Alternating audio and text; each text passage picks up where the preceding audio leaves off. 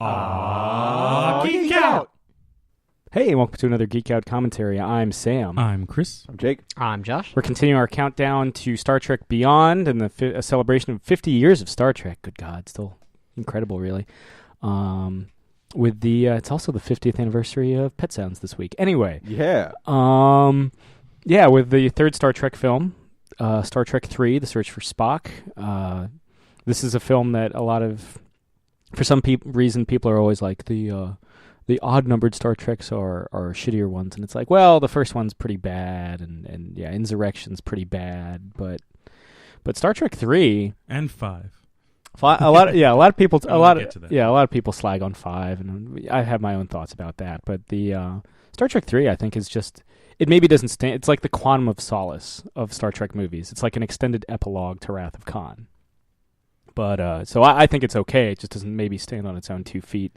And Quantum of Solace, really good when you watch it, back to back with Casino Royale. I like Quantum of Solace just fine. Yeah, shitty theme aside. But I can't help that. Yeah. Do you guys have any thoughts, reflections, little things about Search for Spock? I've seen this one. I saw it actually. We watched it right after we watched The Wrath of Khan the first time. 2 years ago now or something? But 3, because we did it in shit. anticipation for Star Trek Into Darkness. I don't remember very well. I remember one scene which I'll point out near the end. Hint, hint. And Stick around, kids. Yeah, and that doesn't tease this for you. But no, I mean, like I said, it's gonna be. I was semi-joking, but this is my descent into madness watching the Star Trek films with all you. So I'm gonna enjoy this. I also don't really remember much about this movie. I know that you kind of watch Spock grow up all over again for the first time. Just like the very first time. And that's about it. I don't remember much about the plot beyond searching for Spock. Yeah, I just remember Spock not having any clue who he is and just relearning Spock. Yeah. Well, which really comes into play in the sequel, but I mean, obviously the stage is set for it, and that initial conflict is brought forward here. But yeah, without much further ado, Chris, let's start this thing. So we are watching the initial Blu-ray release of the movie. So, Sam, does this have one of those? Unlike the first 2 Star Trek films, there is no different network cut. I'm glad I did my research before we started this. So you should be good watching it, whatever medium you have. We have it all set and ready to go, paused with the counters on all 0 on the movie. So make sure you have that set up, and then I will give you a countdown and tell you to hit play in 5, 4, 3, 2, 1, play.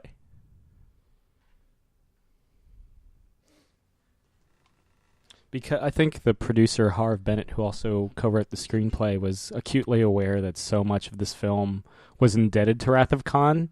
So his solution was like, well, we'll just show them the last scene of Wrath of Khan. What if, in the Rocky movies, it's space stuff, and it just has Star Trek 3 slowly go across. Dun, dun, dun, dun, dun, dun, dun. Film before live studio audience. Wouldn't that be great if they filmed movies before a live studio audience? Yeah. And it's said by Woody Harrelson and the Cheers themes in the background. Yeah. Originally, they approached Nicholas Meyer, who directed Wrath of Khan, to come back to direct it since he did such a good job. But in his version of Wrath of Khan, Spock was dead, and he hated that they did all these kind of reshoots behind his back that kind of undermined that. And so he didn't come back. And Leonard Nimoy, after he had so much fun doing Wrath of Khan and specifically asked for the reshoots to kind of provide a backdoor way for him to come back. When he saw the finished product, he was just they asked him if he wanted to come back. He's like, yes, and I want to direct it. And according to him and Shatner, that things were a little kind of tense at first because it was one of your brothers being given the keys to the car while you're kind of overlooked. But according to him, they worked it out, ironically, during the most emotional scene of the film.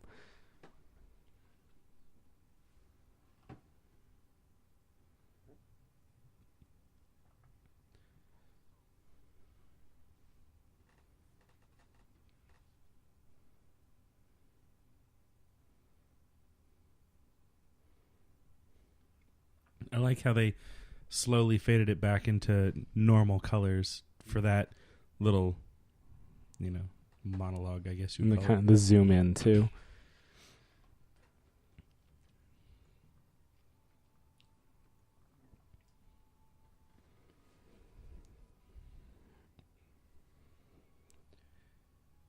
But yeah, man, Search for Spock.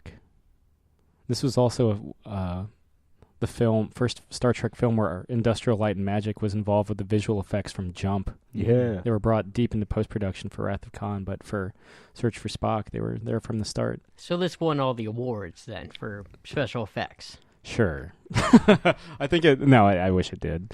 But Well, they might have won a Nebula. I don't fucking know. I mean, come on, everything ILM touches turns to gold. That's interesting. So this might just be because of the TV that we're watching it on. I don't know if it's going to be like that on all versions of the movie, but for the opening scene, the stuff from Wrath of Khan, as it zoomed in to scope, widescreen 235 by 1, and then as it was like cresting or panning across the planet, the sides came in and dropped it down to 16 by 9. I wonder. I mean, that's just me, like geeking out on like video specs and like projectionist stuff, but It was also a different match shot. yeah. I mean, it basically what I'm saying is like once it went to like new shot stuff, it changed aspect ratios, and I'm wondering. It's the Back to the Future 2 credit sequence. But backwards. Yeah. Which still one of my favorite opening credit sequences. For and I say this during the Back to the Future commentaries available now.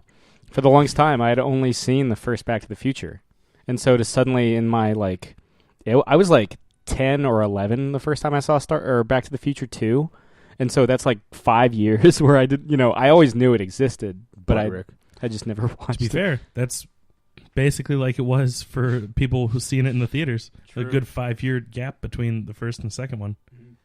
But then did you wait a year to see the third one? No, I just popped that shit right in. Yeah. I guess it was actually more like 6 months for the theatrical releases. Because it was like Speaking fall of Back to the Future. 80, yeah, right? Yeah.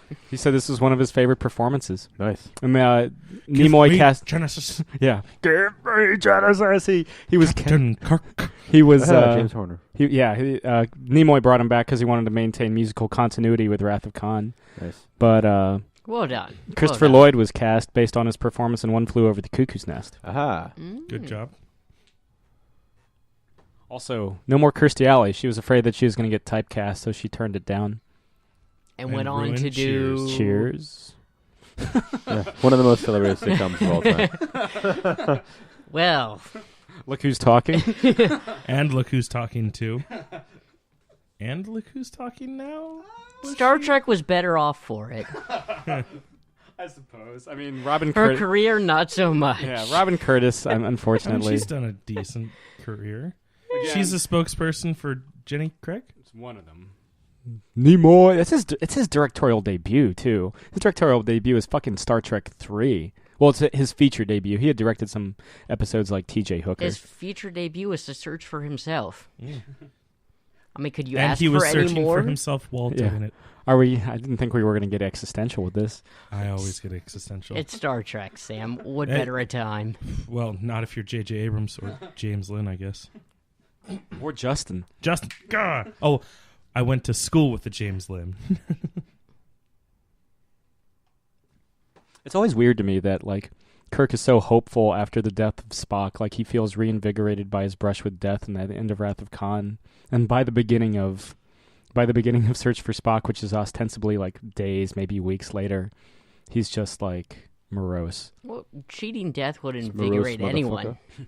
Well, I think the he says as much. Yeah, it's finally caught up to him. Yeah, he was invigorated for his own cheating death, but then kicked in the nuts by his best friend dying. A Pyrrhic victory.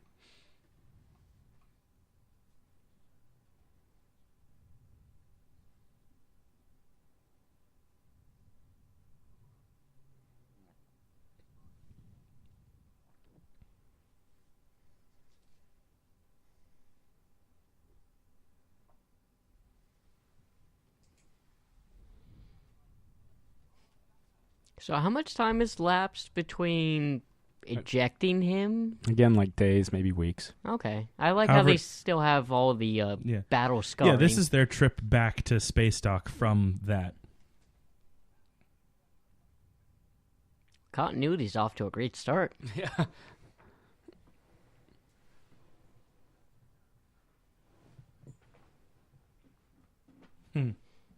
Script? Don't get meta on me. This is an episode of Community. Or Robin Hood Men in Tights.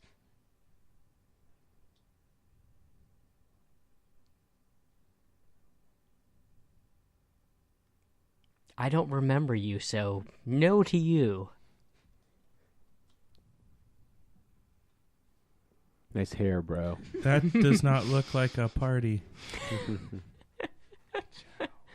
Well, I mean, Kirk is supposed to be tired. Black Widow. Yeah. No excuse. Meanwhile, It's stately stars. Weren't the Klingons like super badass looking in the motion picture no in the this Into Darkness, yeah were they with the helmets? yeah oh shit Yeah. Too bad the rest of the movie wasn't badass. Ooh. Skip it steady, Hooper. Oh shit, he's in Lethal Weapon 2. Wait, is that diplomatic immunity? I don't think it might be. Look from the profile. It is. Is it? Diplomatic immunity. I don't think No. I don't think it just- is yeah, he looks anomalous very from- much like him. Yeah. That From- kind of looks like Jason Statham with a really bad wig. That's Kirstie So, Alley right there. average day, Jason Statham? Yeah. Originally, it was supposed to be Romulans as the bad guys, but Nimoy and the studio felt that Klingons were the more iconic Star Trek villain. Do you think, And you Well, can't as a beat newbie, effects like or that. would you? Yeah, I mean, Klingons are almost in my novice. They're almost that's badass. They're almost Is that a dire more wolf? iconic Yeah, he's than rubbing like, its eyes. they're almost more iconic, I would say, than some of like just the fucking like main, Enterprise people. But is it the movie? Is it the movies? He's just watching old episodes of Star Trek. Yeah, is it the movies that made the Klingons very popular? Because I know that their appearances are known for what they show up in the movies, or were they popular on the TV series too? They showed up more on the TV show than the Romulans did. My thing is like the makeup in this movie. I just remember looking really poor. Does it still look poor? And did you notice, Josh, that one of the Klingon bridge member he was next to was John Larroquette? I did. I did now. The Klingon ship is cool. Yeah, it was a redesign of the Romulan bird of prey. Now, until we get subtitles for them, can anyone here speak or understand the language? Basically, he was asking for the transmission of the Genesis plans, and then he asked her if she saw the plans, and she was like, yeah, and he was like, that's unfortunate, and she's like, oh, fuck. By the way, I So hadn't I'll been take that paying as a attention, yes? but it has gone back to the 235:1 ratio. This is him basically bidding farewell to his lover, because he's about to blow her to smithereens.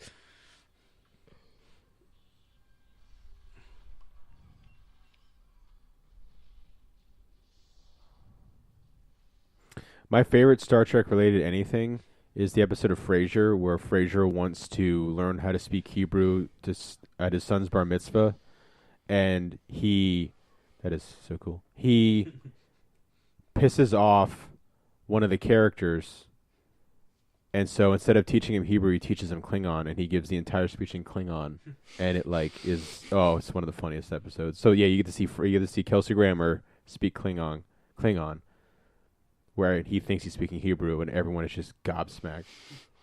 That's not Hebrew. That's Klingon. Nerds. Yeah. Hey, it's Deep Space Nine before Deep Space Nine, It's just a giant screw in space. which is basically what Deep That's- Space Nine was. the Deep Watchtower. Space Nine To has the the series. Deep Space Nine. I like Deep Space Nine. It's not Voyager or Enterprise.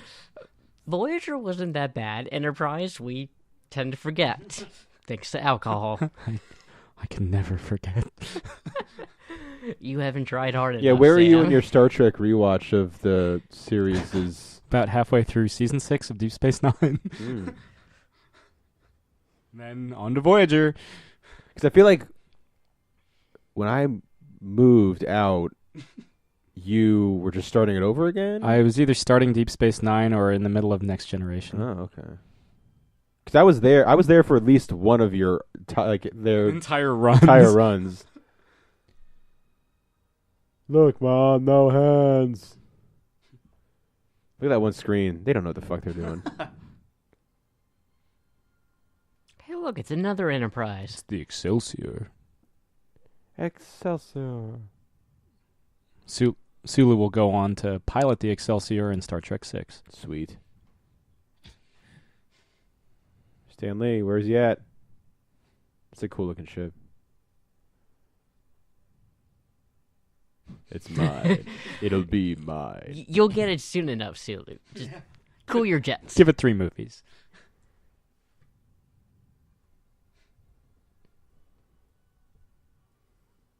The screen is still like, ah. Discount Sean Connery. Which one? 516. Yeah, the bald one with the mustache like Zardoz. Okay, I Oh. thought you meant the one standing up. Not Janice Rand. Yeah, there he is.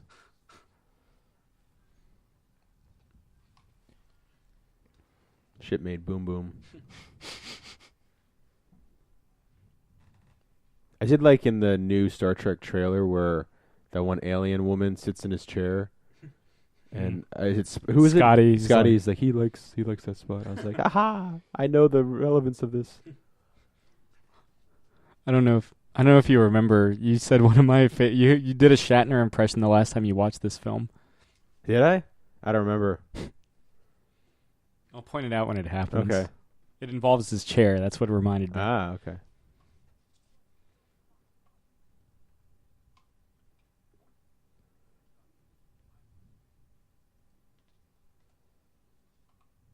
No honor him on a starship.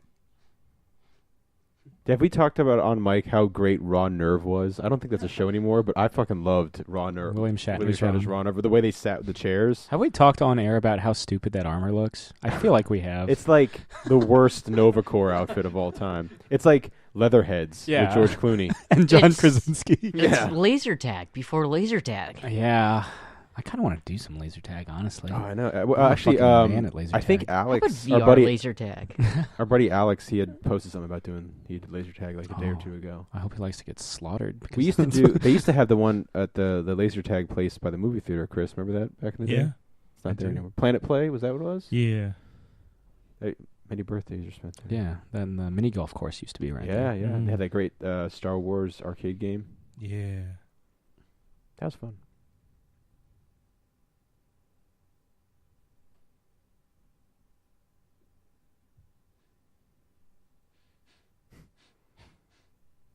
Crazy Eye Bones. Bones. So, Bones. average day for Bones? Yeah.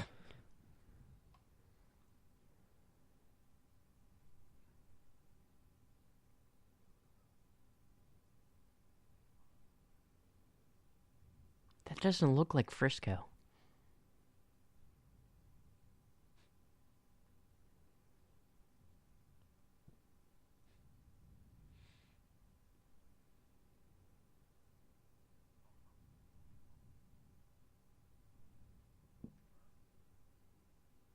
Who's going to have the quicker revival in film, Spock or Superman in the upcoming Justice League I movie? bet you Superman. I bet you like He'll just start they- off as yeah. Superman. I bet you they bring him back within the first act. Yeah. He's what probably turns back the first tide. I would have loved. I mean, granted, we haven't seen it, but I would love if they're going to do Yeah, it but like it's filming now. yeah, at the end of people are like listen to years from now. They're like, have they not seen it? Like How the, did they not see it? You're like, not thinking fourth the thir- dimensionally. the third act, Savior of the Day. Why does that dude look familiar? Yeah, Which he, dude? The guy that looks like he's maybe from Police Academy or something. or Discount Shaft. Whoa. I thought that was Samuel Jackson. Sam Jackson's expensive. Yeah, there Just is ask no Marvel. discount on that shaft.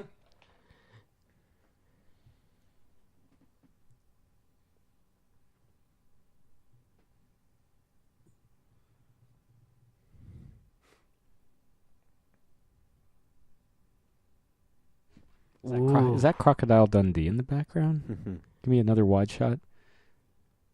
Please. That's Wrong wide shot. Still wrong. There we go. No, it's not. I mean, I know it's not Paul Hogan. Galactic Controversy. Great. Good Awesome. band name. I believe in Yeah, is that an God. alien or a I discount believe in cyborg you. on the left? He can be both. Why not both? He looks like Mr. Freeze from the Batman 60s series. William Shatner looks healthy in this movie. I feel like because they're not playing up his age as much in Wrath of Khan. Also, he's in the middle of filming T.J. Hooker, so he's got to stay in that Hooker shape. That's right. They gather on the TV. John Larroquette of Librarians fame.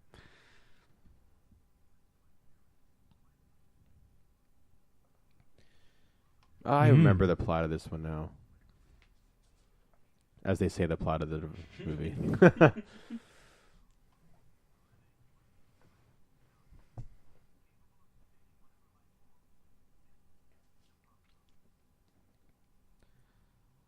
Why didn't they just use the same video that they watched from the last movie? I mean, There's that ILM but it fucking wasn't- money. It wasn't Kirk talking. It was what's Carol her name? Marcus. Yeah. I feel like they both do, but yeah, Carol Marcus actually does explain it, doesn't she? Yeah.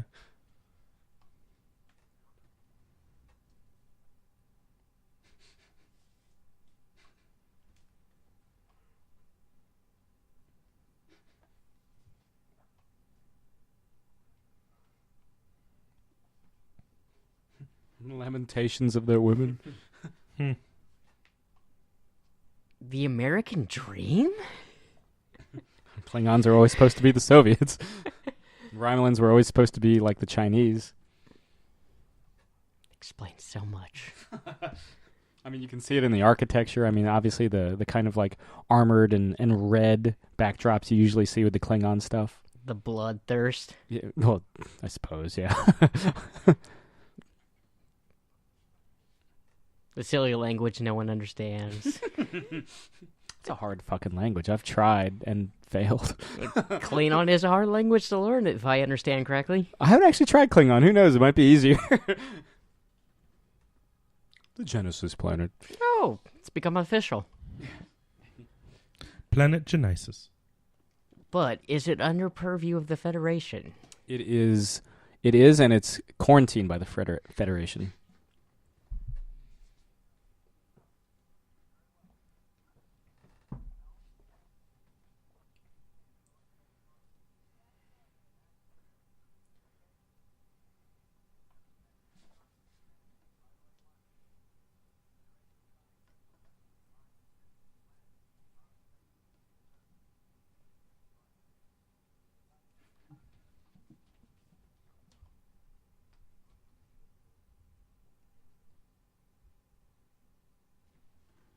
It's never explicitly said in the film, but I think in the novelization, David Marcus and Savick have since started a relationship.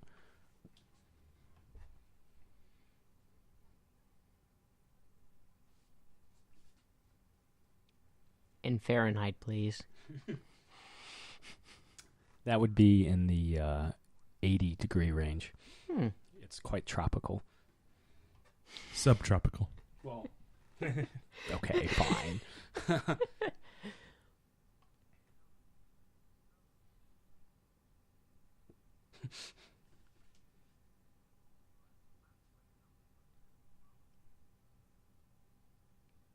It's just like Space Station Silicon Valley, available on the Nintendo 64. It's an underrated game. You should try it out.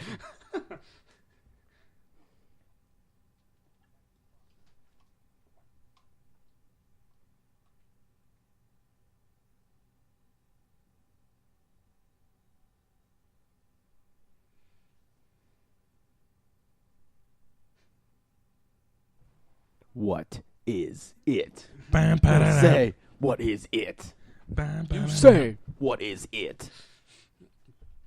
You want it all, but you can't have it. No, it's Eve 6. That's what we're talking about here. Eve 6? Or is it not? Faith No More? Yeah. Faith No More is epic. Yeah. They got in trouble for the music video because that fish is flopping. The fish is flopping at the end, and PETA got like super on their ass about it. Fuck them.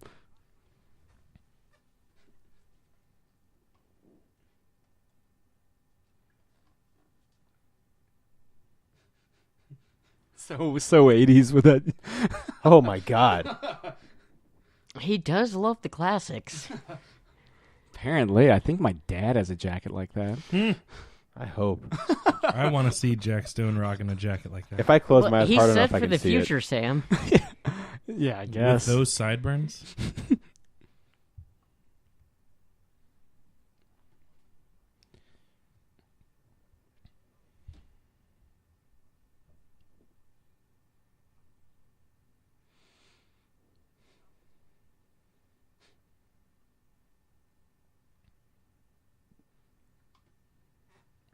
Mark Leonard had been playing Sarek, father of Spock, since the second season of Star Trek, so it's cool that he still wanted to, be Sarek.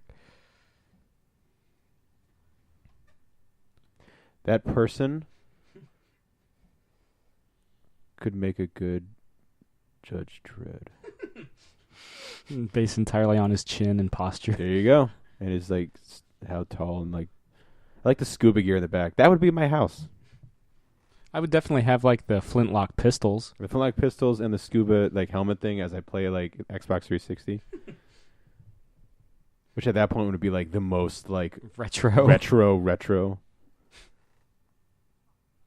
Also, Mark Leonard played the first redesigned Klingon on screen in the beginning of the motion picture.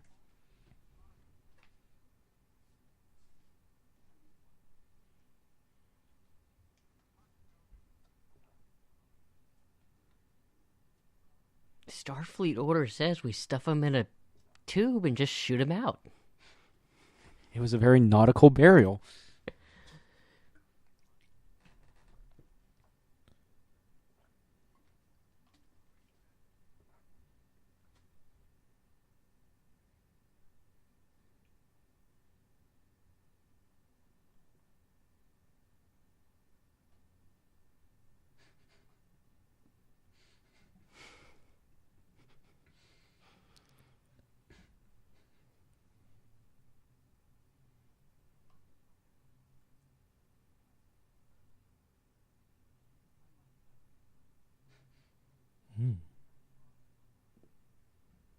At least buy me a drink first.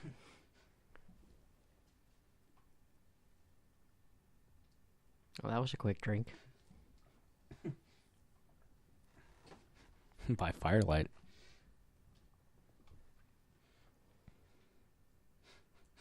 How many takes of William Shatner having a man's hand stuck on his face? Yeah. Seriously. Where's that outtake reel? I mean, you can see with his facial expression. He's just like, God, I have to spend half a day shooting these. At least I have TJ Hooker to go to. Yeah, Heather Locklear's there. We get to hang out. She'll play my love interest on Boston Legal.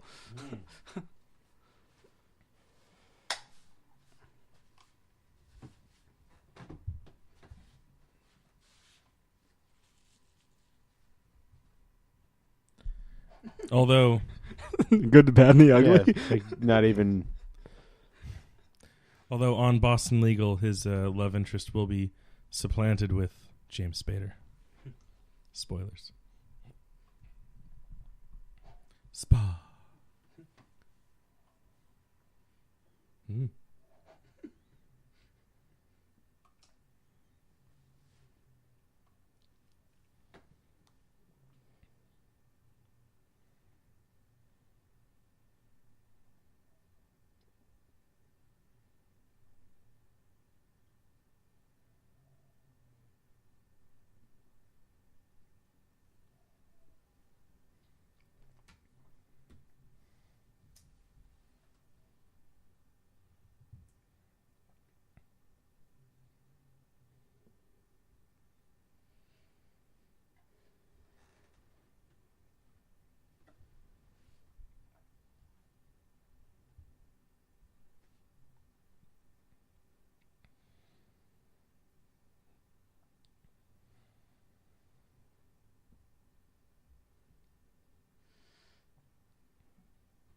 Well, shucks. There is another.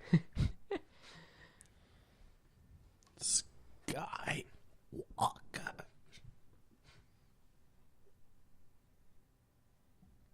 Flash drive? A flash drive named Leonard McCoy.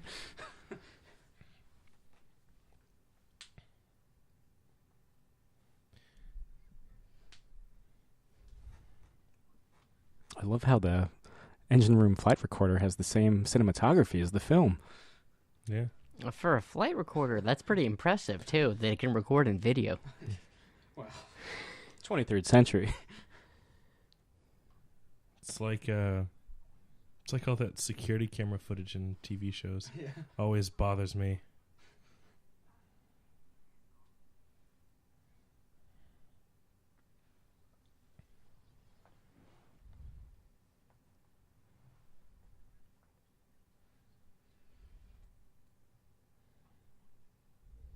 I think I know where Spaceballs got the idea from.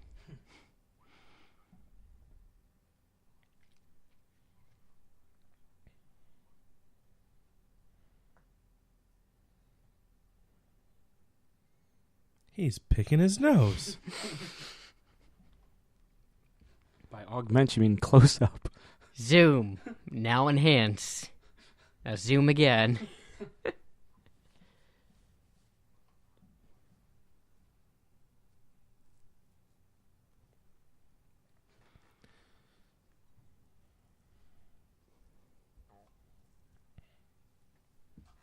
I feel like another incentive, or another thing that made this fairly easy for Nimoy to direct.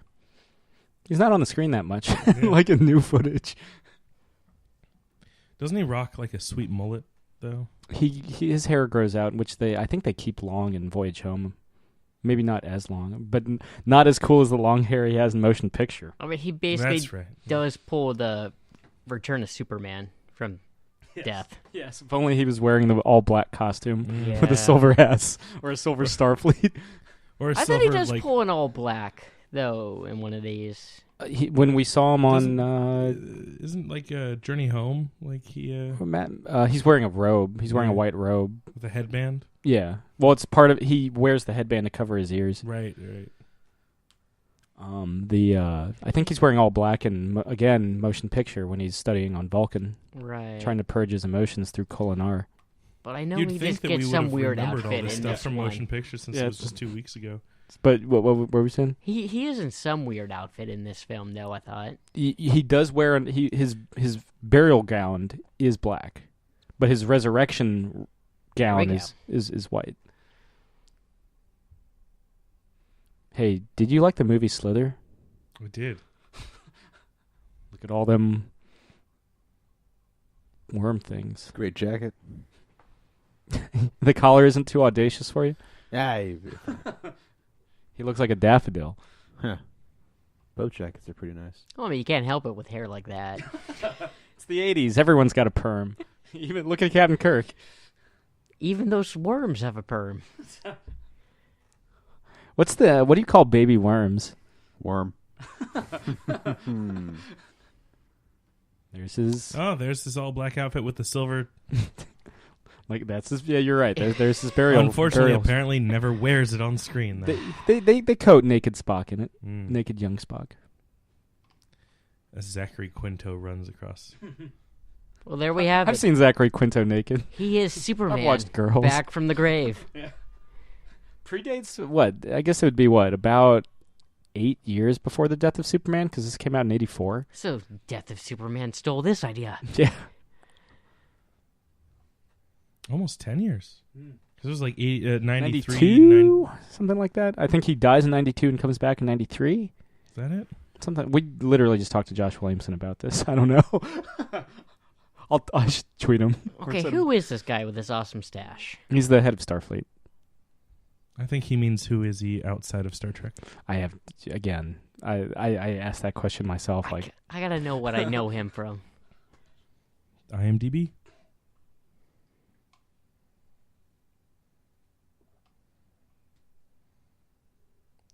'92.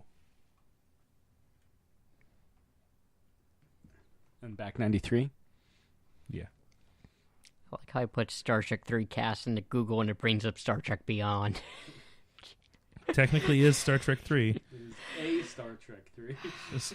3B. Yeah, I guess. Does that make Insurrection 3A? Yeah. This is 3 Prime. No. The Insurrection is like Because of 7. the alternate time. Oh, yeah. I'm not even listening.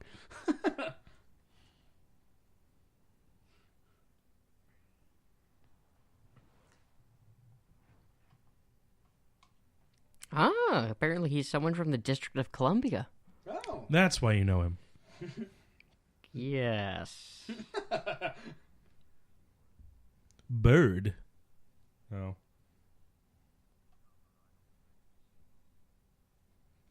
I like how he wears his leather jacket like a cloak almost. Meanwhile, in the sexy bar.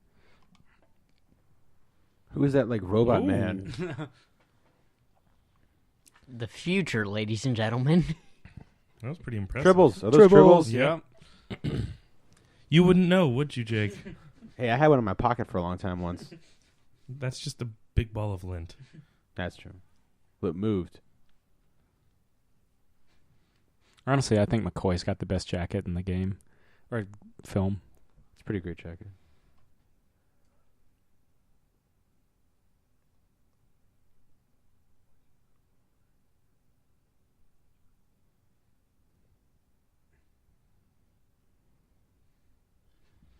I hate this guy. He's my least favorite thing in this entire movie. He's Please. been in a bunch of things I've seen, but nothing I recognize him from. I hate this guy. I hate him. I hate him. Sam, the head of Starfleet, was in T.J. Hooker as well, apparently. Maybe that's where they got him.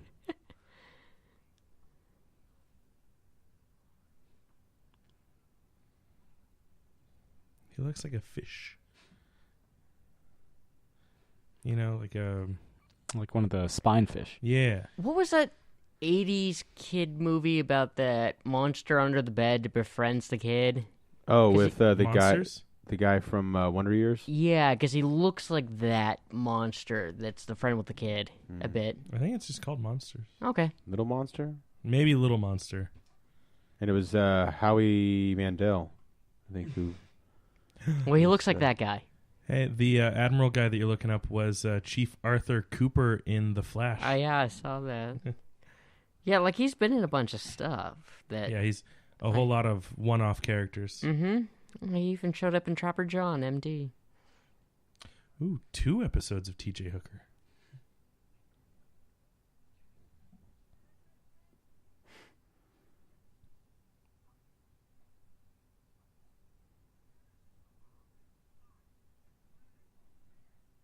Okay, Yoda.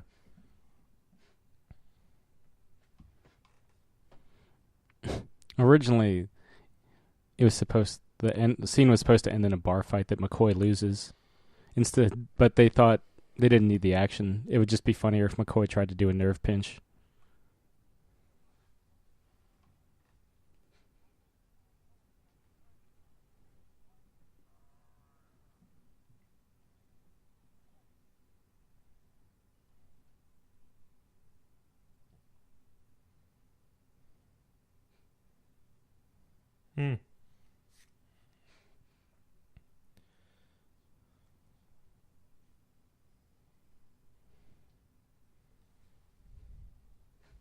Meanwhile, on the Cactus World,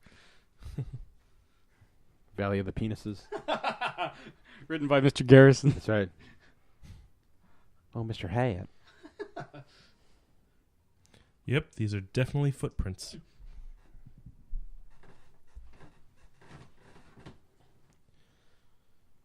You mean a third? Or... Yeah. Unless they were counting the microbes as one. Yeah, and maybe they aren't counting themselves at all. Okay. That's a damn good jacket. Funny Farm. All those collars. Wait, Yeah. did he get promoted again? No, he's still he's an admiral. He's been Admiral since the first movie. He loses his admiralty at the end of 4. I thought he gives up being an admiral to become a captain again so he could get the Enterprise? You'll see it next week. Okay. This is a film where, at the beginning of the film, Kirk says that he left the more nobler parts of his soul on Genesis. And in order to get that nobility back, he gives up the Enterprise, he gives up his son, and he gives up his rank.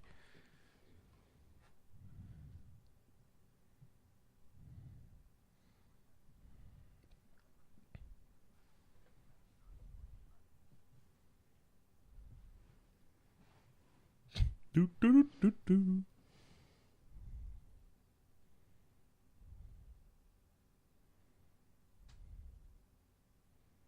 Sulu, Oh your my. flirting techniques aren't going to work on this one. Oh, That's Yeah. better, Sulu. He loved delivering this next line.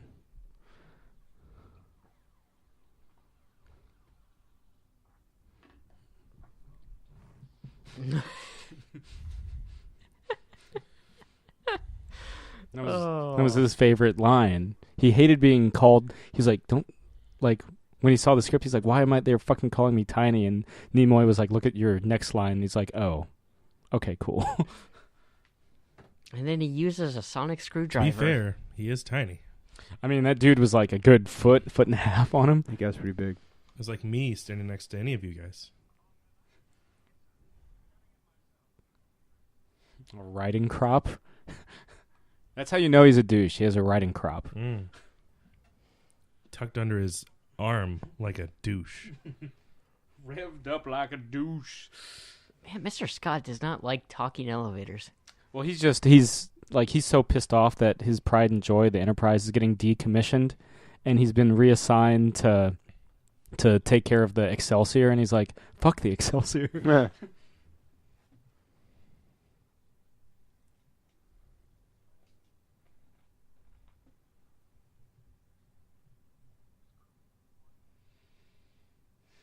Ooh. Listen here, twat. Wapa! Oh, I really want to see her throw him out of something. She throws him in something. Trash compactor? I like that guy looks like discount Carrie ULs. Totally.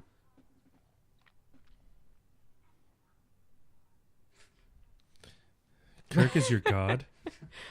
It's the future. Who the fuck knows? Yeah. I don't In question. Star Trek, there are no gods. Yeah. question such Didn't V'ger things. teach you that? No, I learned that in number 5. Well, if that teaches us anything, Kirk is a god, and he does need a starship. I am a god. Set Star Trek 3 to I Am a God by Kanye West. Just on loop. Yeah. Bow, bow. Great song. There, Josh. He throws him into something. I feel like they're all getting like Their little moments. their little moments, yeah. Which like you Probably really, a Nimoy influence thing. you really don't see in like the first two. Like I mean, like of course Spock and Kirk, but like Yeah. it's kind of nice. And McCoy to a lesser extent. It's kind of nice to see like them all. This almost very limited. This almost feels like an episode of the TV series. Yeah, and I think that really, again, I feel like that's a lot of it coming from Nimoy. Because, fuck it, man. Him and Shatner would petition the director of the motion picture to add more character moments. And he was like, no, it needs to be more cold and sterile. That's the thing. I kind of look at that suit, man. Jesus Christ. That kind of bumps me out, even about the second one to a very small point. Is that they're introducing all these new people and they're spending all this time with all these other characters where it's like all we really care about is the original crew. I mean, like just this and that suit that fucking Chekhov's wearing. It looks Yeah. like Little Lord Fauntleroy. Yeah. like, why are you wearing your fucking pajamas? We're on a mission. I do like Let's broaden our minds. casual clothes, Which they crew keep members. for 4. I guess because 4 takes place like months after the events of 3.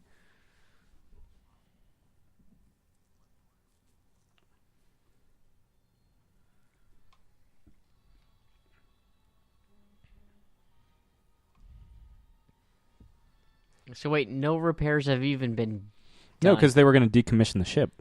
Well, That means they would turn it into scrap. oh. I thought they This just like happened once spruce it before. up and put it in some like Starfleet graveyard. I don't think they would. Yeah, it's the future. They recycle. No. Looks like Bill Cower.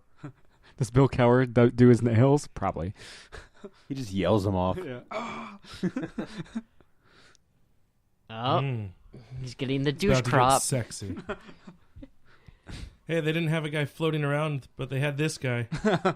Setting a table. I don't know. That looked like a jetpack on his Yeah, back. He yeah, could he float could've been. around. No, we're on a ship. Duh. Go to light speed.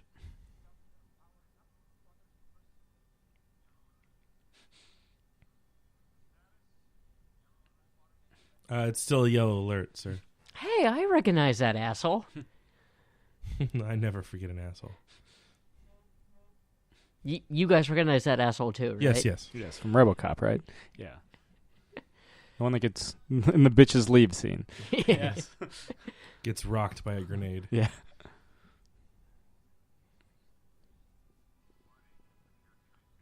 There's a line where the captain tells Kirk, you'll never sit in that chair again, to which Jake, in his best Shatner, said, I'm sitting in it now.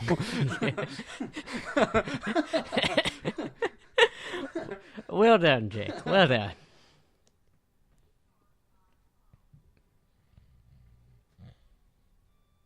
You guys think the space doors are closed? For now.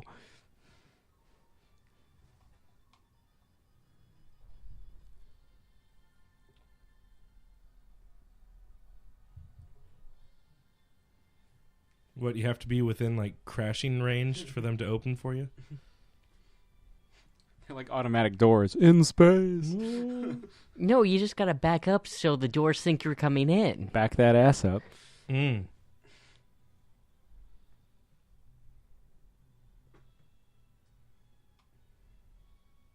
This is the slowest getaway I think I've ever seen.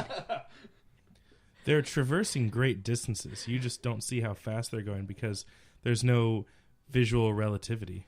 Also, impulse power. You can't go warp inside a space station. Tell that to Han Solo. Yeah. That's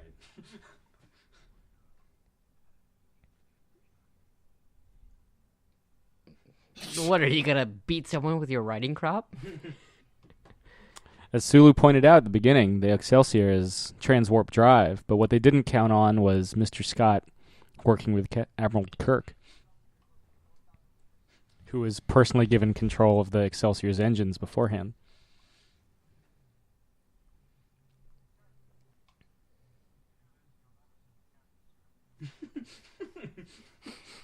I don't remember that, but I'm glad you do.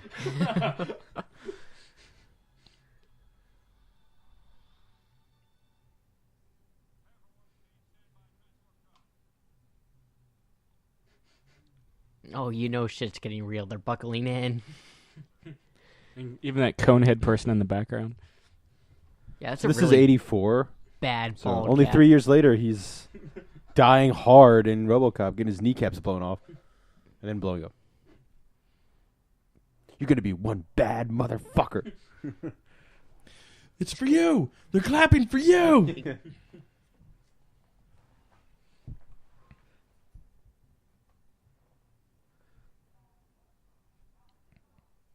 Someone needs to like edit that scene where it's him from RoboCop showing up on the screen.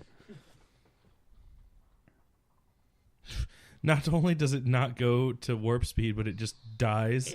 I didn't The realize. transmission dies. I didn't realize a starship could stall out in space. Happens in the 2009 one. Yeah, it happens to the Millennium Falcon. It's not my fault. Yeah. It's not my fault. Chewie's fucking losing his shit.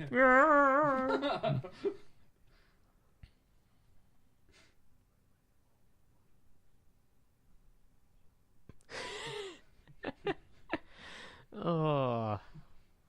Did they mean for this film to be funny?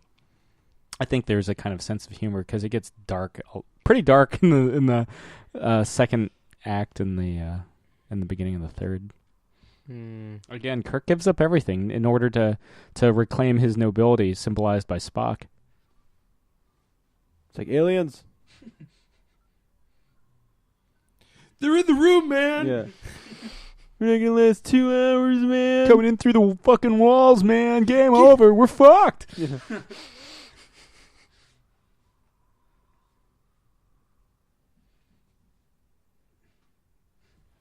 The naked child. Yeah. Are you my mummy?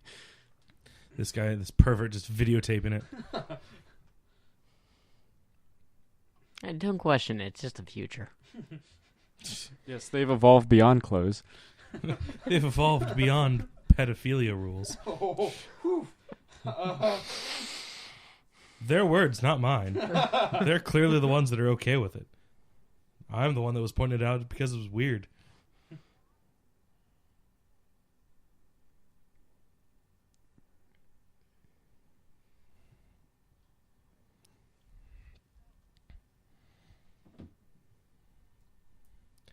So we went from a full-grown dead body to a child. If it's anything like the Genesis planet, wouldn't it have completely rebuilt his body? But it was already... That's true. was According to the already law growing. of the conservation of mass can't be destroyed.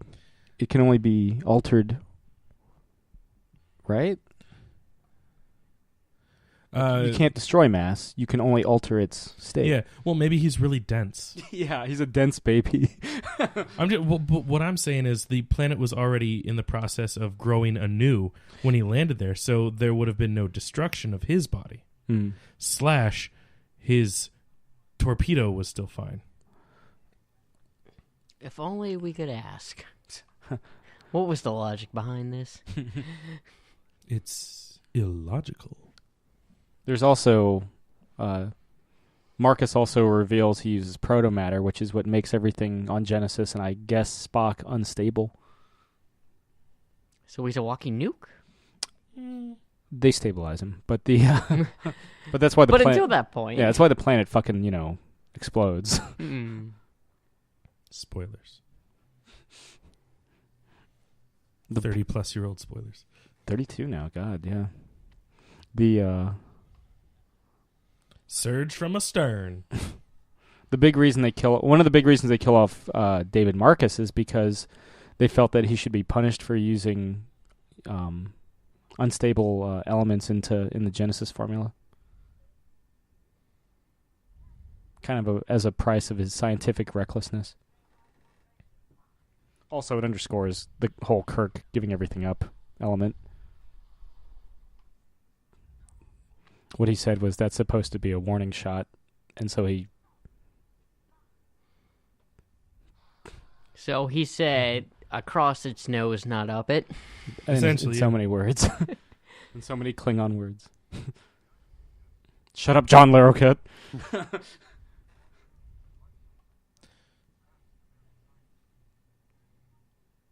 How random that they choose to speak in English every once in a while. I guess Larroquette can't pull off the Klingon. I keep forgetting Christopher Lloyd's in this movie. Like they go a long stretch without any Christopher Lloyd. Minimal Lloyd. Minimal Lloyd.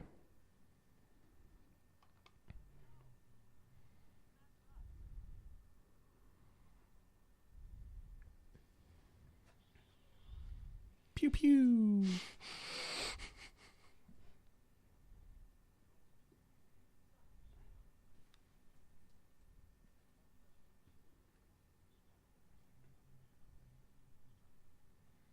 That was a good impression of Spock there.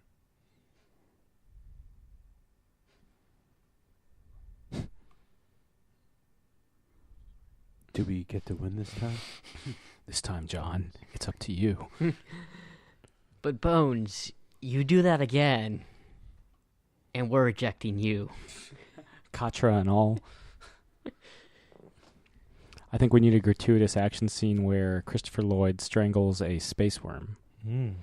Also known as Worm. In space. Wait, space worm or Tremors space worm? I mean, it's got a mouth like the Tremors worms.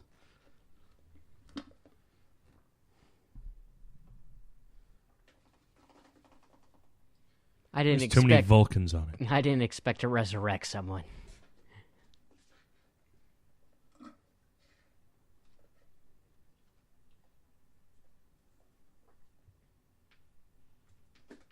Unpredictable. So basically, every ethical scientist says it's unethical.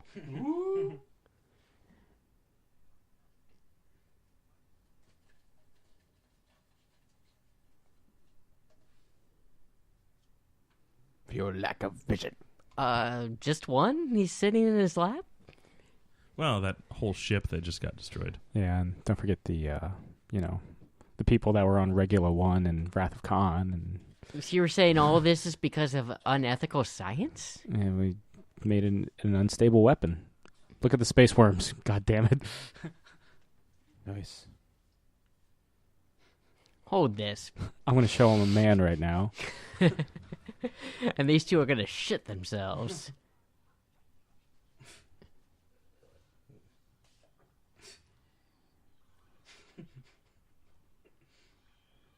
Who's Yep, this is the action squeezing sequence we who? needed. Who's squeezing who? Well, that was important. Good action sequence, guys.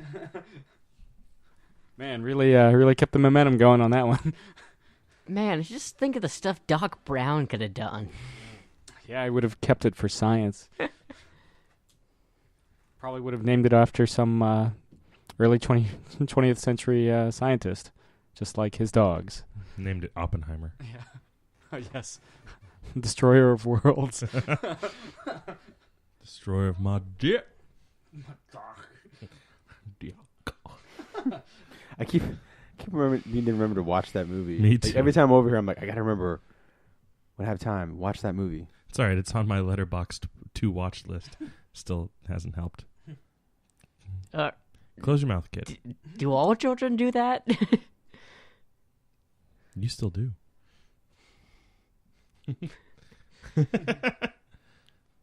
Okay, he closed his eyes, but not his mouth. You happy now? I'm never happy. I'm only happy when it rains, which means I've been happy for the past 2 months. Can't rain all the time, Chris. And then it rained for 4 months straight. California, take it. You need it more than we do. Take it. Choke on it.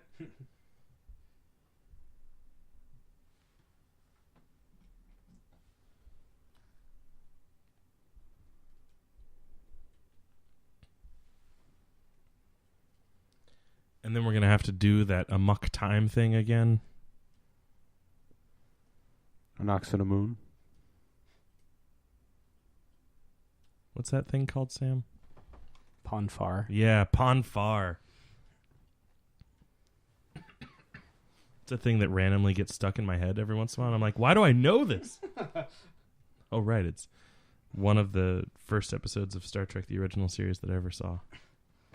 The season 2 premiere. Thanks, Cable Guy.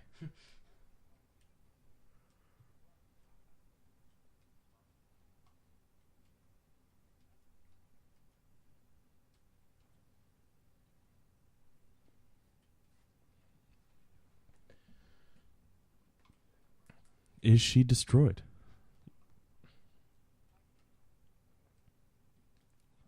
Captain Ricardo Esteban? Montalban. Well, never mind.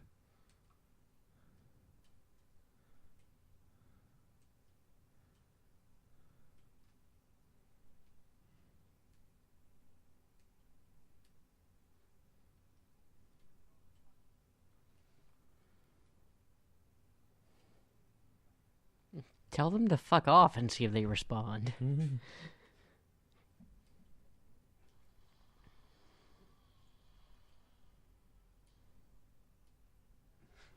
Just as the Earth starts to shatter, Spock hits puberty. Isn't that Dramatic what it feels irony like? or poetic justice? Isn't that what it feels like for everyone when they hit puberty? Feels awesome.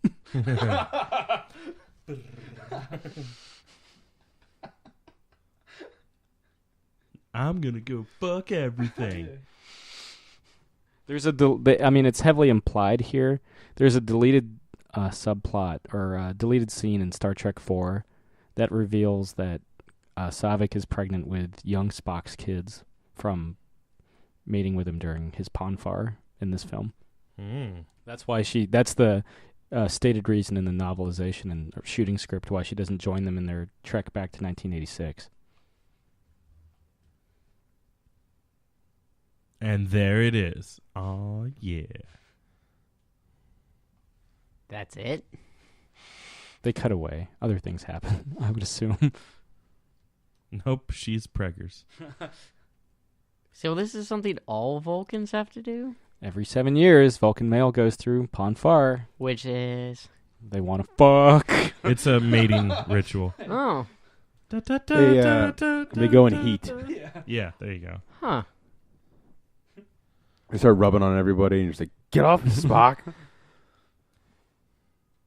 Weird we haven't seen that in the reboot yet. Hey, man. Well, it hasn't been 7 years That's yet. right. Who knows? Spock's got Uhura. That's right. That's right. I'm That documentary, sitting right now. The Captains, that's really good. I like That's that on one a my lot. list. It's really good. I like when he talks Avery to... Brooks. Oh, yeah. And the piano, I'm just like, what the fuck? Hi. Yeah. I like when he talks to Chris Pine a lot, too.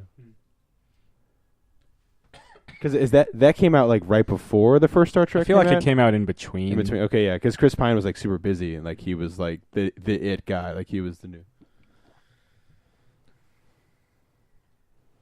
Probably just got cast as Jack Ryan or whatever.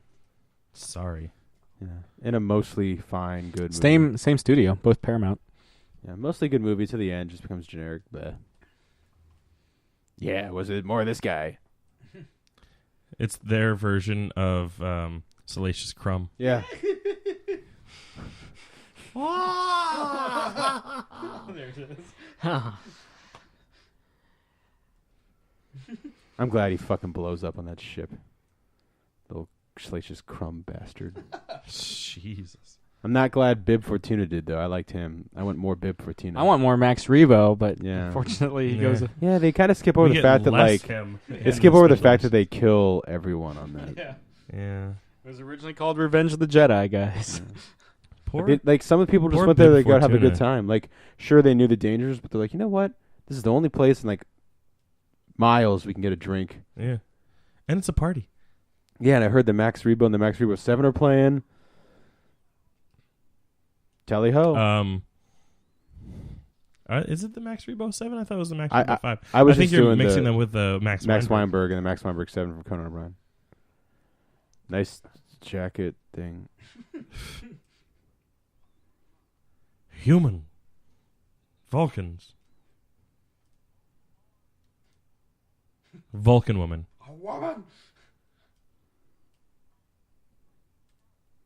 She definitely has an Ellen Ripley thing going on in this movie. Do you That's prefer 5 her years or different. Kirstie Alley? Her. Her. And I like Kirstie Alley just fine. I mean, like, I love Cheers, but I actually think she comes off Robin more, Curtis. she comes off like more like Vulcan, like, you know what I mean, like her like performance, Yeah. which I More- don't think is easy to, like, you know, be that kind of stoic. And the No, fact that she personally.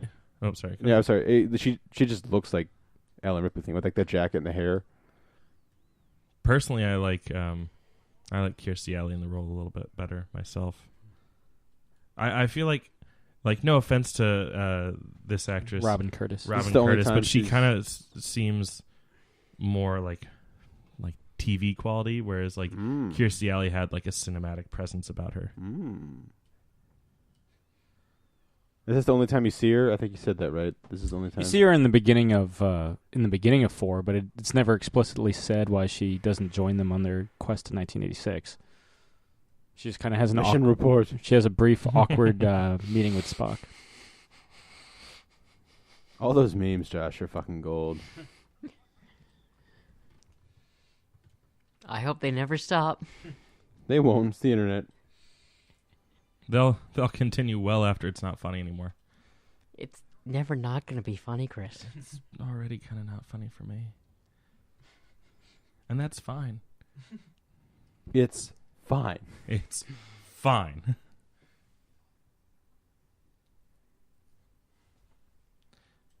At least it's not over 9,000. That wasn't funny ever. That's right, I said it, Internet. Taking you to task. It's almost as not funny as my saying I'm taking you to task.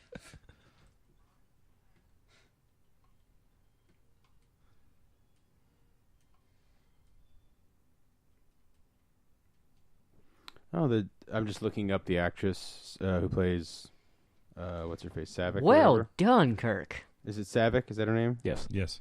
She was in, to bring it back to Star Trek.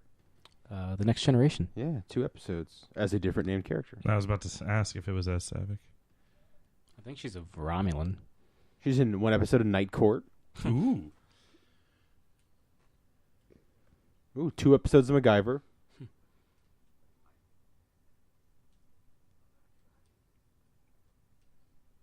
No ship that small has a cloaking device. So wait, she's just Savick in this, and then she's Lieutenant Savick in The Voyage Home? I guess. Well, I it's guess like, she gets It's like, what's her name? The Lethal Weapon? psychologist in Yeah. Lethal Weapon. Each movie she has one more word in her name. she's in 1 episode of Knight Rider.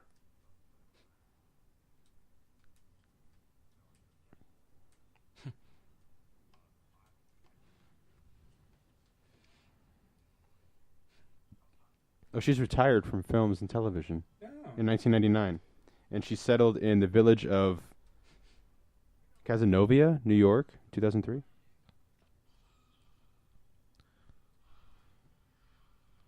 And she makes semi-frequent appearances at Star Trek conventions worldwide. And she's only 59. Yeah. She's must have been pretty young. when This she was did- her, Oh, no, fuck. Salacious. Sorry, Jake. They just killed your favorite character of the film. And like, Look how Yeah, heartbroken. That's acting right there, yeah, man. he has to act with all that makeup. Yeah, pretend that this prosthetic. Ah! Oh, you know what? I'm going to learn what Salacious Crumb is in Klingon, Klingon? and that's what that Probably thing's name is Salacious gonna be. Crumb. It's like a worm. Yeah. I mean, I'm sure some super Trekkie out there knows like what that thing's name is. 'Cause Oh, I'm sure yeah. it does have a name. They I could think probably it, I think rattle it it has a off so G and a fast. Z somewhere in there. Giz, Yeah, it's like Gazork or something. Gazorka Gork. Oh, look, they don't have to pretend anymore. Well, isn't like Gorzak the name of the villain in the It might be Gorzak. 6th movie? It's Chang. Oh. I was reading a lot about But the 6th movie. Gorkin is the commissioner or Yeah. chancellor. Chancellor Palpatine. Slightly less sinister. Good. Look how badass McCoy looks. Yeah, seriously, yeah. That's some good lighting there, Nimoy. Fuck you. They killed my dog rat.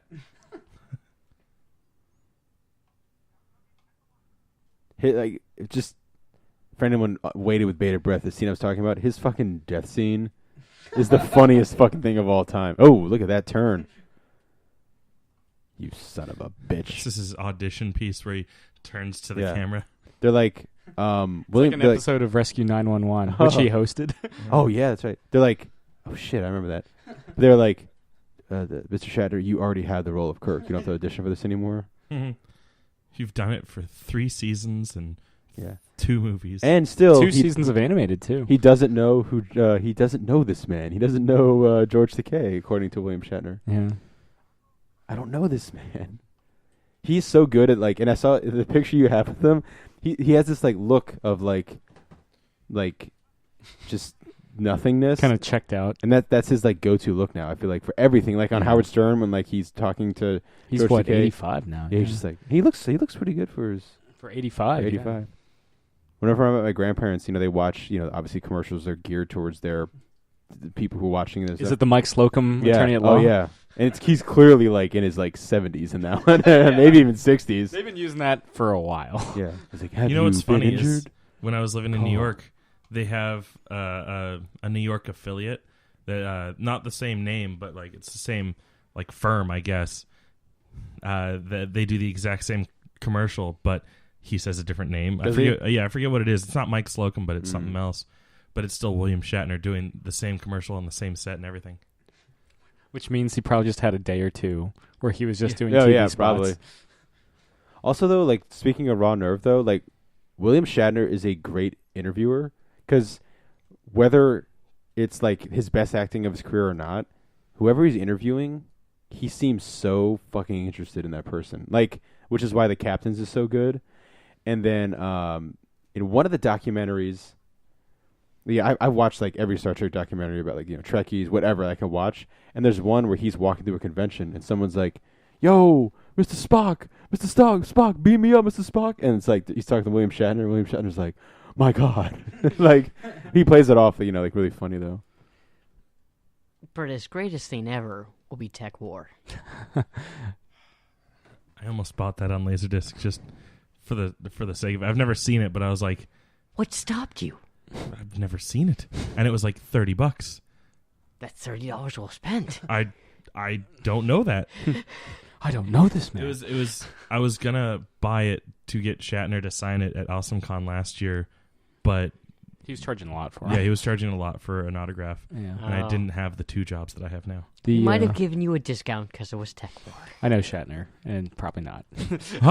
So finally something that's not T.J. Hooker or Star Trek. But that has his name on it. Yeah. So does his autobiography. Shatner would go on and say that his reaction to the death of his son would be his personal, what he thinks is his finest acting moment as Captain Kirk.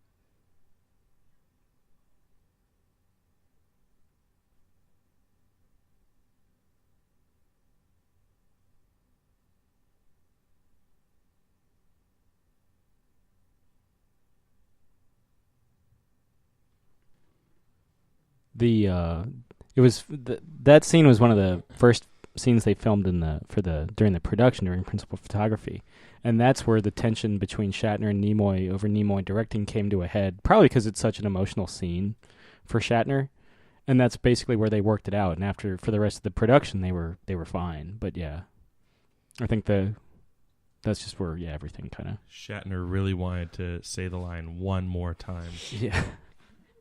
Like he's some sort of Inigo Montoya.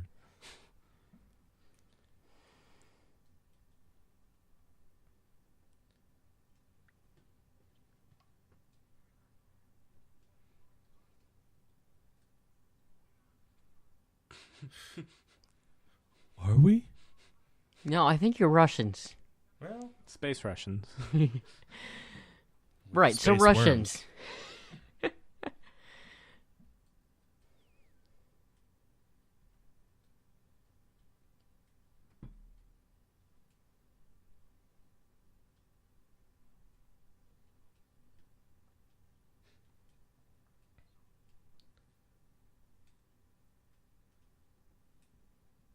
It's 12 for you counting at home.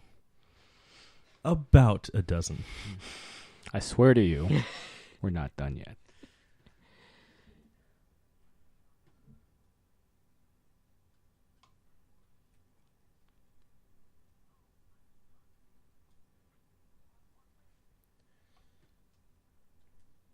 Start the clock.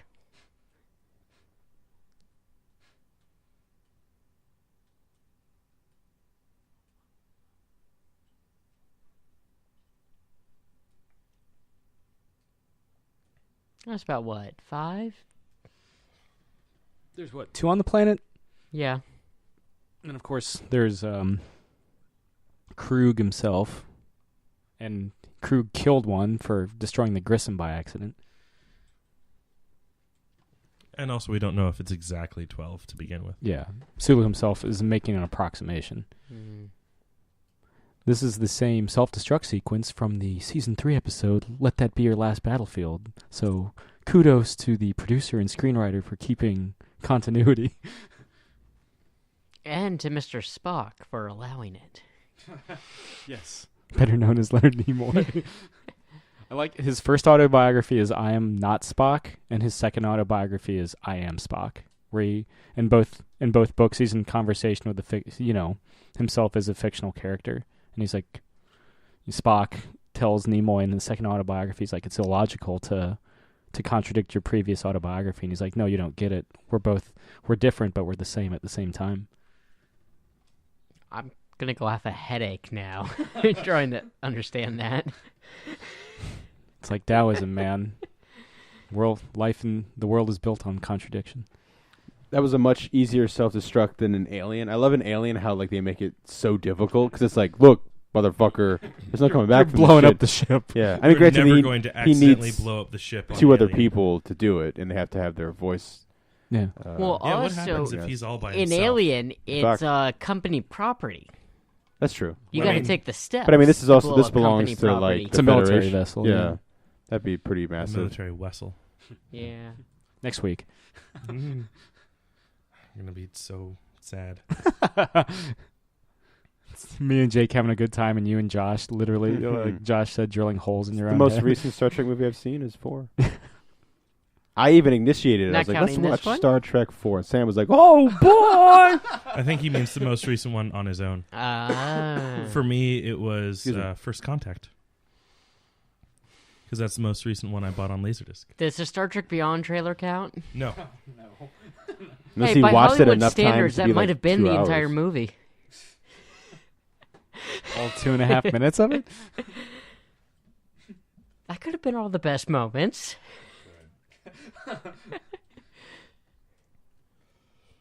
I mean, we did also get that Beastie Boys one version too.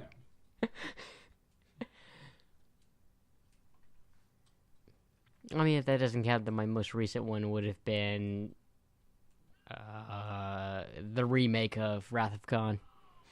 Into Darkness. That's it. Star Trek Turn Off the Dark.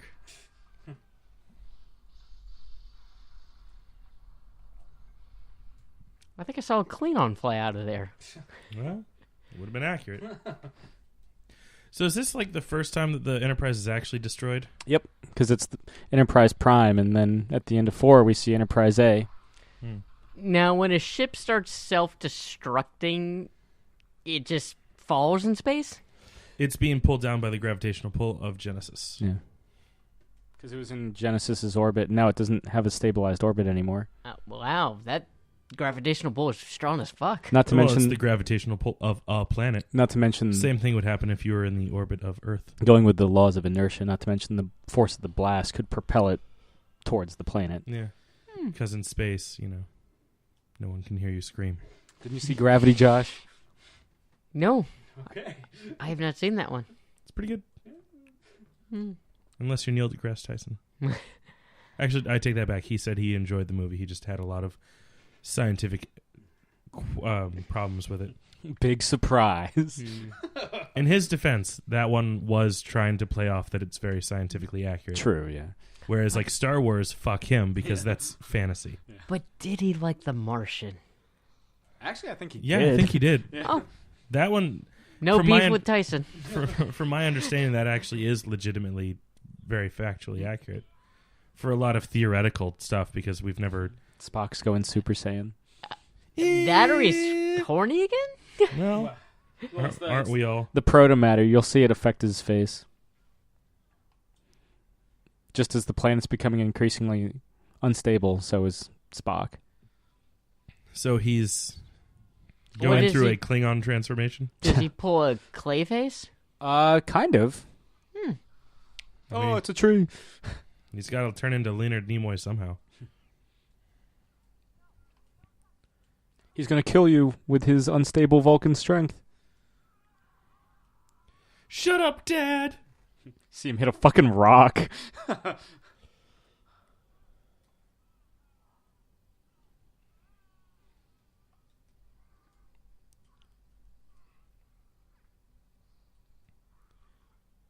There's your clay face, Josh.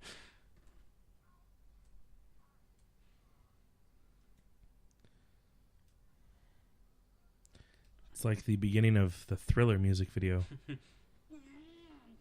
I'm not like other guys. I'm a werewolf.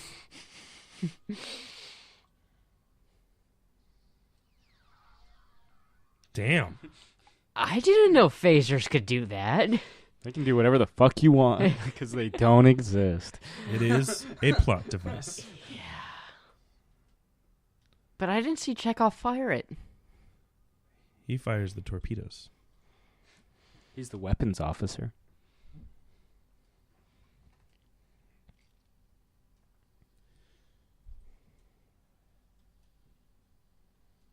I heard that bit by Patton Oswalt.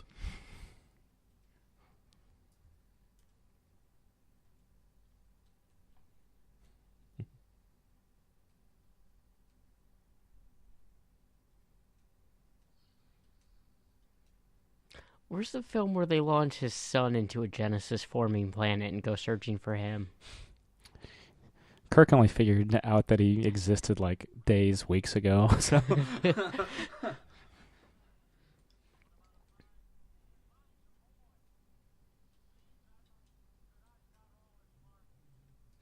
Just like Hook.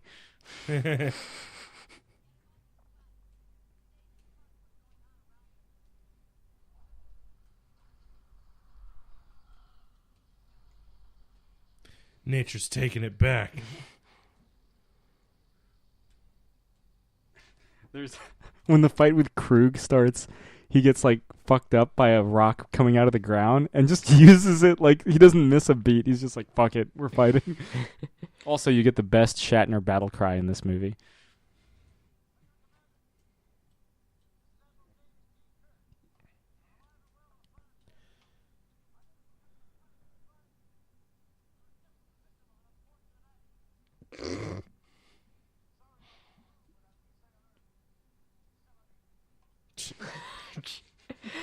Is that the battle cry? Because that was pretty awesome. You'll know it when you hear it. My dick will know it.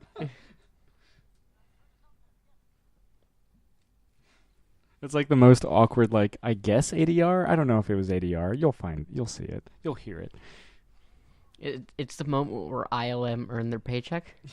Yes, because they do that too. Skywalker Sound does the audio. Come on. There's no difference. It's all the same company.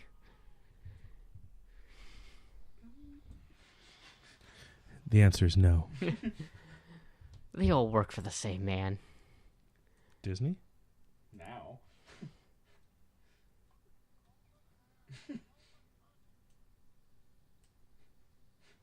I need to admire his pink shirt.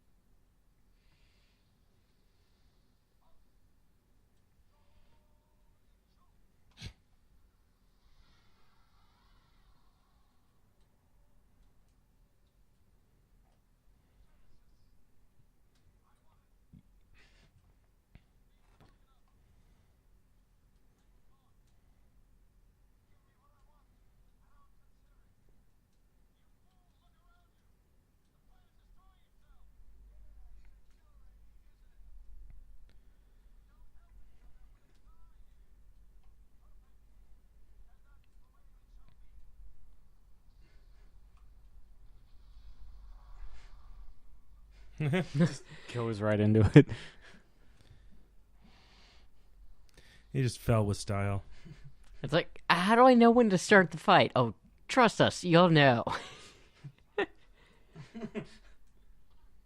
Damn you, Tannen!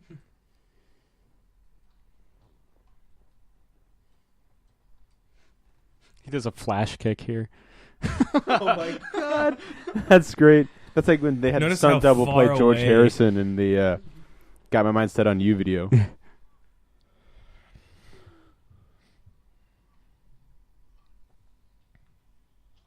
Oh, right in the Klingons. Here it is.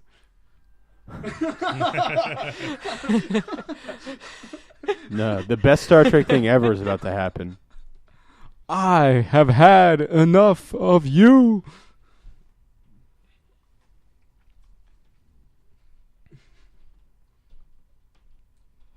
I'm getting flashbacks to a certain Star Wars film. Violent I hate you. flashbacks. Get ready. Get ready. It's coming. It's coming.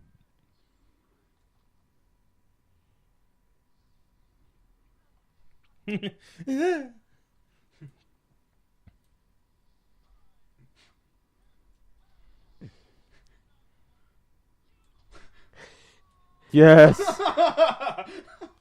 Too bad he didn't have the big arms like RoboCop. Oh, yeah. And thus, Darth Vader was born. Or Smeagol died, whichever you prefer. Darth Vader. Little column A, little column B. More Star Trek. Star Wars, Star Trek, it's all the same, right? Actually, Star Trek and Star Wars have a lot of things in common, such as space.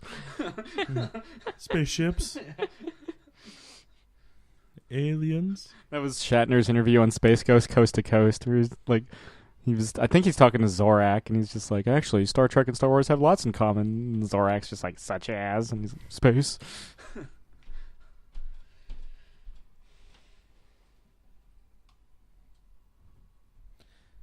I love that Shatner was in Fanboys, Oh, yeah. and like his whole thing was that he was helping out the guys get onto Skywalker Ranch.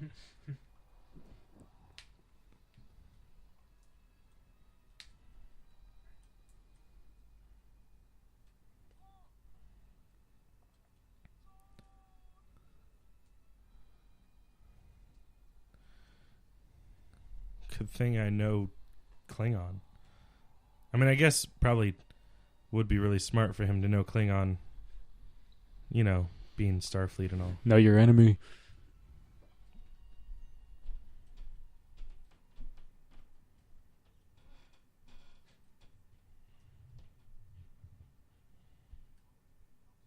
Bones.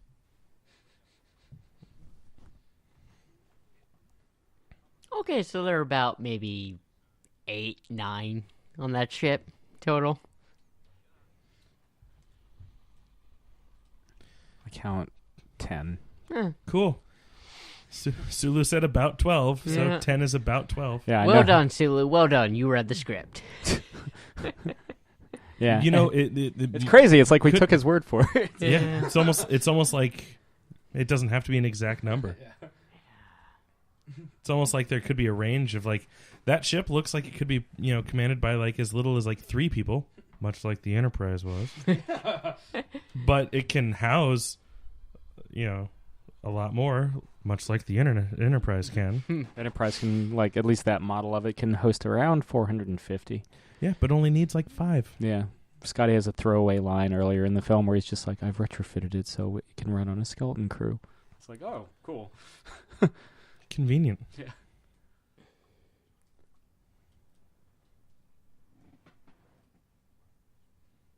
I lied. I said later, did not specify a time. Josh would hate that. He didn't give anything definite. Nimoy said this was the hardest scene for him to direct because he's just laying there with his eyes closed. He can't do anything. And he can't see if DeForest is doing a good job. Yeah. He can only hear. God, the director must have had a hard time with this line. Like, okay, I need you to just stay perfectly still. Do you think he pulls out a mirror and tells him what to do? Yes. I mean, his autobiography, he was talking to himself. So.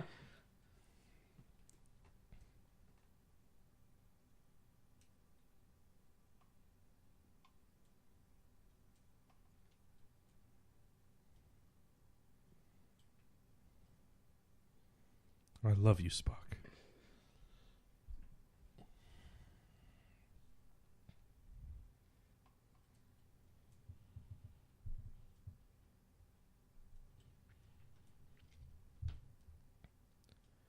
Oh, he does love him.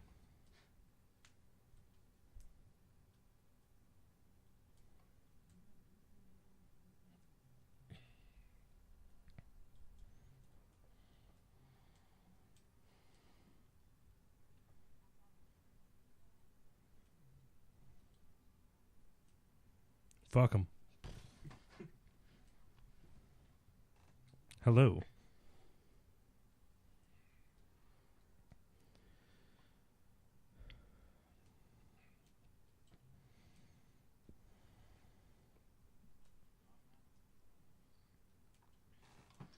As much as I love, obviously, the I am and shall always be your friend and Kirk's eulogy at the end of Wrath of Khan, Spock's last line in The Search for Spock always puts a lump in my throat and a lump in my Levi's. I mean, don't those usually go hand in hand with you anyway? Which lump forms first? Probably the lump in the Levi's and the lump in the throat's like, it still works. What's the... What was that thing that you said? Or like does almost it a just year slowly ago? work its The way rise up? in my Yeah. Levi's? No. The about the lump in your throat. Like he'll put a lump in your throat or something like Then that. it's not, this time it's not a dick. Yeah. This gave me a lump in my throat, and this time it wasn't a dick or something along those lines. It was gold. Oh, it sounds like Ewok horns. I guess this did come out the year after Jedi, didn't Yup, it? nup. Oh, nup. Yeah. Sorry, a serious gong man makes it for me. How many takes of just that guy like stoically? He accidentally hits it wrong. Oh God! Again. Take Where are 48. Where are these outtakes?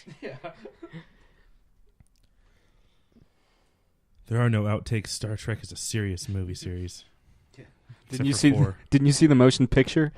God, I thought the laser tag security uniforms were laughable, but jeez. Hey, this is an alien culture you don't understand. Yeah. This is a foreign culture, Josh. They each have their own cultural mores. Doesn't mean I can't make fun of it. Okay, Donald Trump.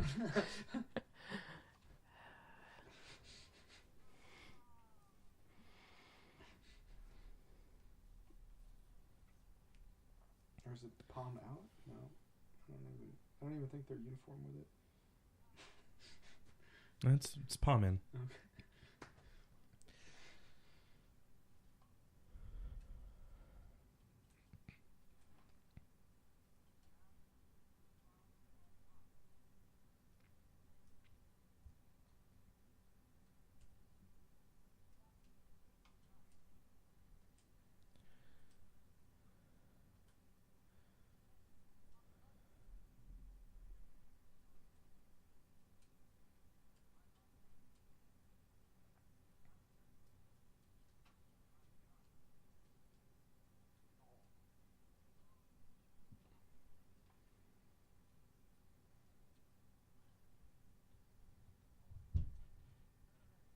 Bones.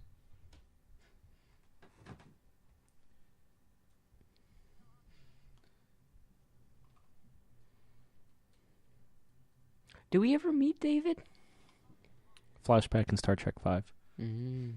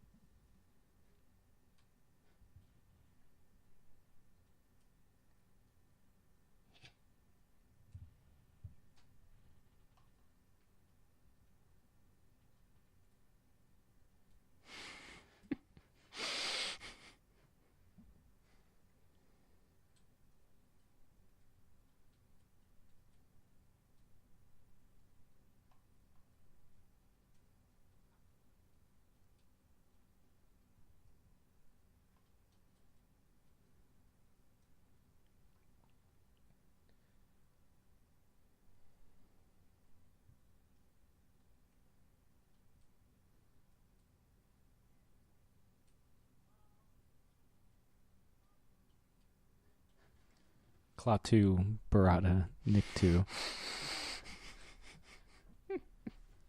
Did you say every word? Oh, Basic. I got it.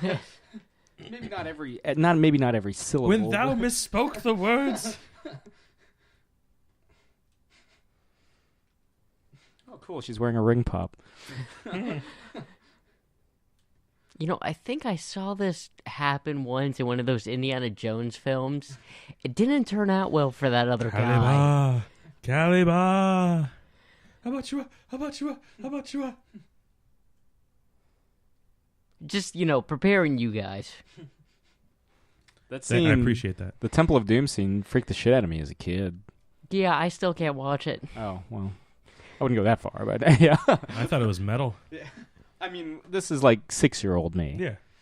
Yeah, no, 30s me still can handle it. Yeah, I remember when I saw it, I was like, this is the coolest part of the movie right here. I think Even then, I knew that it was the weakest. I think my favorite part as a kid was either the drawbridge thing or the minecart chase. Yeah, well, the minecart chase was put in there for you. Yeah. As a kid. And now as a man-child. Best like me. part of the ride.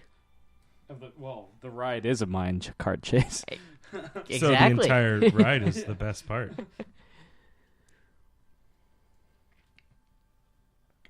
It's like saying the best part of the Back to the Future ride is where you're in the DeLorean.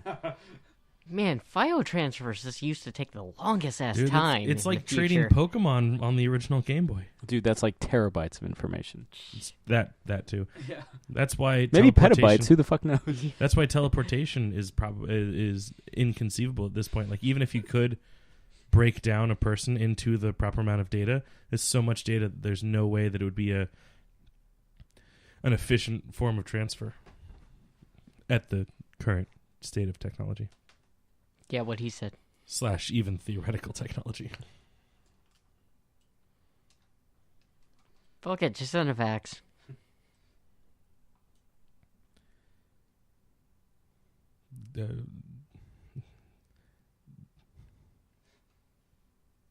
So, lunch?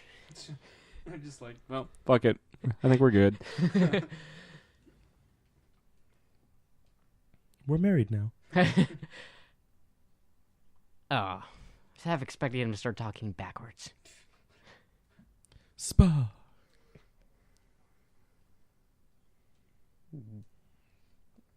Dude, you've had nothing but time this entire time. Time is on my side.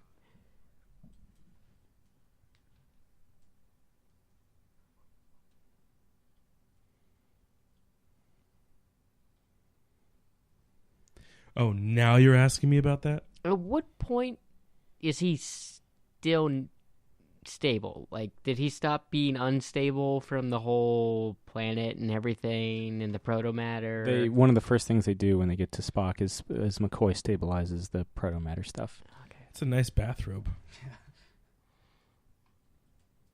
Yeah, but I still prefer the black suit with the silver writing. I like the guy with the mohawk there.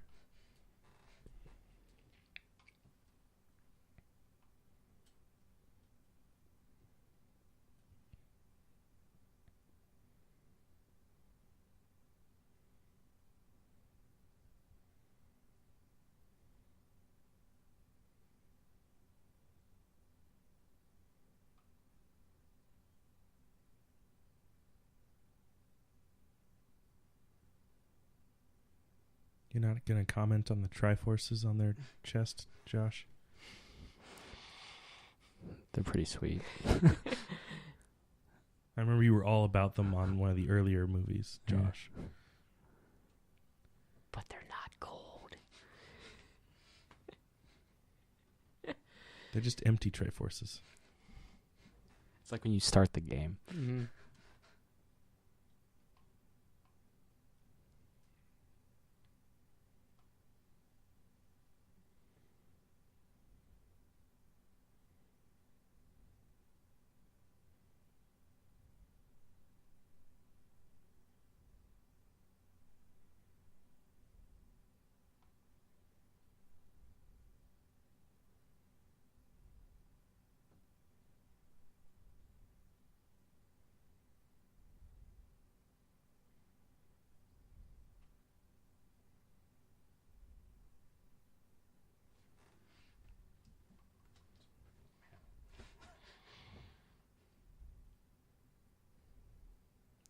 Do you need a tissue, Sam?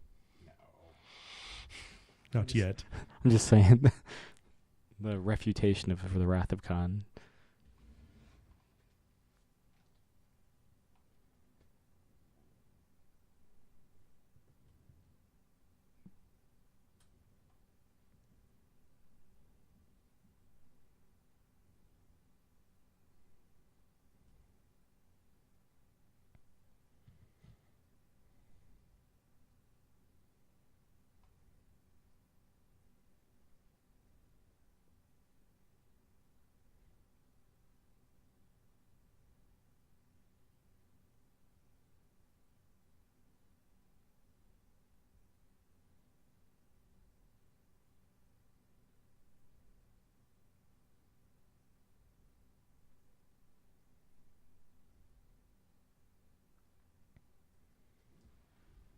That was the first thing that they wrote for the script and basically worked backwards from there. The idea that the big thing that survives death and I guess resurrection is their friendship.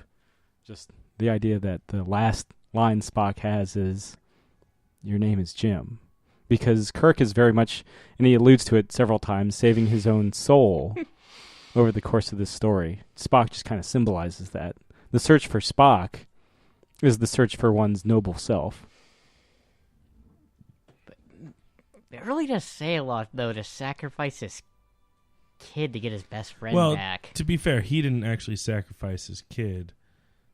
He was directly he didn't go, "Fine, kill my kid," you know. Yeah. His son gives himself. David gives himself up to save the lives of Spock and Savick. Yeah. But yeah, man, that Star Trek 3. Fuck the haters that say every odd number Star Trek, film is shit.